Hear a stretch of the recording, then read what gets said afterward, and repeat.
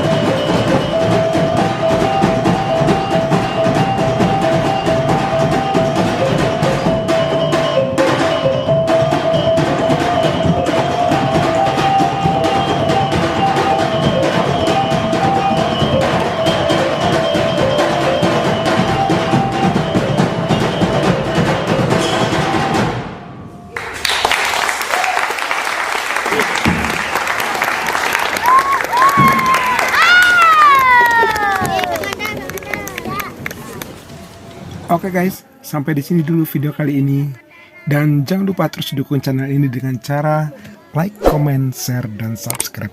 Wassalamualaikum warahmatullahi wabarakatuh.